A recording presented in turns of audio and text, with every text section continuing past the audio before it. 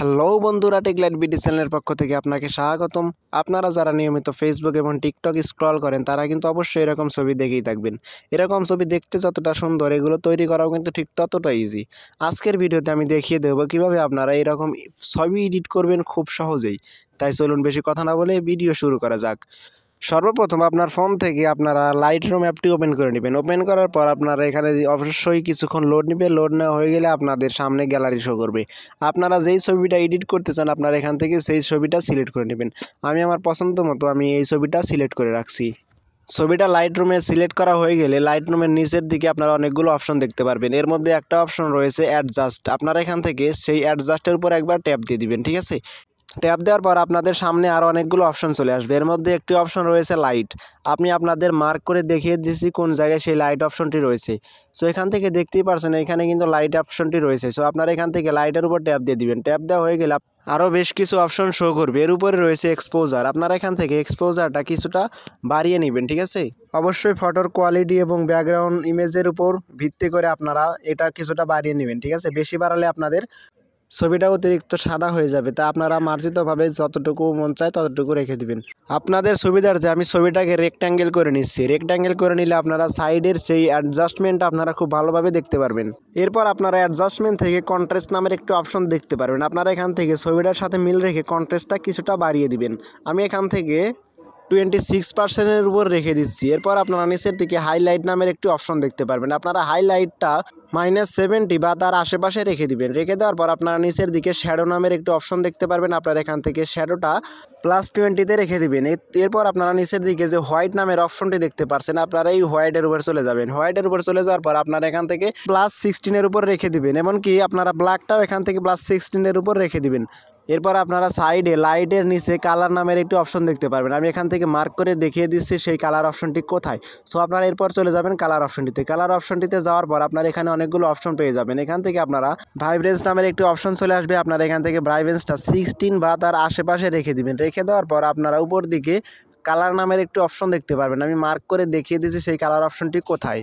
আপনারা কালার অপশনটিতে যাওয়ার পর অনেকগুলো আরও অপশন দেখতে পারবেন। এখান থেকে আপনারা প্রথম যে কালারটি আছে আপনারা সেই কালারটির উপর রেখে দিয়ে নিচের যে স্যাচুরেশন নামের অপশনটি আছে আপনারা এখান থেকে স্যাচুরেশনটা -30 বা তার আশেপাশে রেখে দিবেন। রেখে দেওয়ার পর আপনারা নিচের দিকে আরও একটি অপশন পেয়ে যাবেন লুমিনেন্স নামেরই। আপনারা এই লুমিনেন্সটা +100% করে দিবেন। তাহলে আপনার ছবিটার কালার গ্রেডিংটা আরেকটু উজ্জ্বল হবে, ঠিক আছে। এরপর আপনারা চলে যাবেন পরবর্তী কালারে। এখান থেকেও আপনারা সেম একইভাবে স্যাচুরেশনটা -30 বা তার আশেপাশে রেখে দিবেন এবং লুমিনেন্সটা +100% করে দিবেন। লুমিনেন্সটা 100% করার ফলে আমাদের ছবির যেই কালারটি ছিল, অর্থাৎ ছবির যেই ত্বকের কালারটি ছিল সেটা কিন্তু আরেকটু উজ্জ্বল হয়ে গেল। আমি যদি আপনাদের জুম করে দেখিয়ে দিই তাহলে আপনারা এর পার্থক্যটা বুঝতে পারবেন।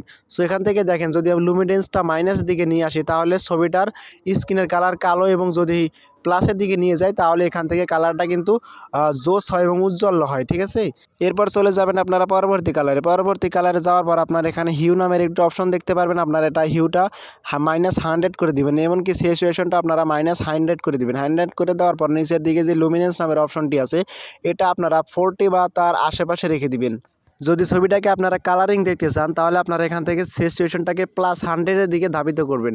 এখানে দেখতে পাচ্ছেন আমি 40 দিলে আমার ছবিটা কিন্তু কালার গ্রেডিংটা অনেক জোস লাগতেছে। আমি এইভাবেই রেখে দিচ্ছি। রেখে দেওয়ার পর আমি পরবর্তী কালার গ্রেডিংয়ে চলে যাচ্ছি। এখানে যাওয়ার পর হিউ এবং স্যাচুরেশন দুটাই -100 করে দিচ্ছি। 100 করে দেওয়ার পর আমার যে লুমিনেন্সটা আছে আপনারা এটা -30 বা তার আশেপাশে রেখে দিবেন। এরপর চলে যাবেন পরবর্তী কালারে। পরবর্তী কালারে যাওয়ার পর এখান থেকে স্যাচুরেশনটা -60 এবং লুমিনেন্সটা +100 করে দিবেন। সো দেখতেই পারছেন আমাদের ছবিটা কিন্তু অলরেডি এডিট করা হয়ে গেছে। যদি এভাবে আপনারা সেভ করতে চান তাহলে আপনারা এখান থেকে ডানের উপর ট্যাপ দিয়ে আপনারা ছবিটা সিলেক্ট করতে পারেন। আর যদি আপনারা এখান থেকে আরও কিছু অ্যাডজাস্ট করতে চান তাহলে আপনারা এখান থেকে ডানের উপর লেখাটির উপর প্রেস করে আপনারা নিচের দিকে যে ইফেক্ট লেখাটি আছে আপনারা ইফেক্টের উপর গিয়ে আপনারা আরও কিছু অ্যাডজাস্ট করতে পারেন। সো আমি এখান থেকে মার্ক করে দেখিয়ে দিচ্ছি। আপনারা এখান থেকে ইফেক্টের উপর চলে যাবেন। ইফেক্টের উপর ট্যাপ দেওয়ার পর আপনাদের সামনে ঠিক এরকম একটা ইন্টারফেস আসবে। এখান থেকে উপরে লেখা আছে টেক্সচার। আপনারা এটাকে 36% বাড়িয়ে দেবেন এবং এর নিচে আছে ক্লিয়ারিটি। আপনারা এখান থেকে ছবিটাকে কতটুকু ক্লিয়ার করতে চান তা দিয়ে দিবেন। এরপর নিচে আছে ডিহেজ। আপনারা এটাকে মাপ মতো ডিহেজ করে নেবেন। এরপর যদি আমি আপনাদের ছবিটা জুম করে দেখিয়ে দিই তাহলে দেখতে পারবেন ছবিটা কিন্তু অনেকটাই ক্লিয়ার হয়েছে এবং অসম্ভব সুন্দর লাগছে, ঠিক আছে। এরপর আপনারা সাইডের যে অ্যাডজাস্ট নামের অপশনটি দেখতে পাচ্ছেন, আপনারা অ্যাডজাস্টের উপর একবার ট্যাপ দিবেন। এরপর আপনারা ছবির উপর যে কোনো একটা আঙ্গুল দিয়ে কিছুক্ষণ চাপ দিয়ে ধরে রাখবেন, তাহলে দেখতে পারবেন পূর্বের ছবিটা চলে আসছে। সো আমার এখানে পূর্বের ছবিটা ছিল এরকম, আমি এডিট করার পর আমার ছবিটা হয়ে গেছে এরকম।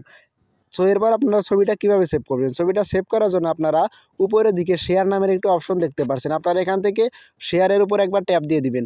এরপর আপনাদের সামনে এরকম একটা ইন্টারফেস আসবে, এখান থেকে আপনারা এক্সপোর্ট অ্যাজ নামের একটি লেখা দেখতে পারবেন, আপনারা এক্সপোর্ট অ্যাজের উপর একবার ট্যাপ দিয়ে দিবেন। এক্সপোর্ট অ্যাজের উপর ট্যাপ দেওয়ার পর আপনাদের সামনে ঠিক এরকম একটা ইন্টারফেস চলে আসবে, এখান থেকে আপনারা কী ধরনের ছবিটা শিফট করতে চান সেটা আপনারা দিয়ে দিবেন। যেমন এখানে দেওয়া আছে জেপিজি, আপনারা চাইলে জেপিজি থেকে পিএনজি করে আপনারা সেভ করতে পারবেন, ঠিক আছে। তো সেভ করার পর আপনাদের সামনে দেখতে পারবেন ছবিটা গ্যালারিতে সেভ হয়ে গেছে। সো এই ছিল আজকের ভিডিওতে, দেখা হচ্ছে পরবর্তী কোনো ভিডিওতে। ততক্ষণ ভালো থাকবেন, সুস্থ থাকবেন, আল্লাহ হাফেজ।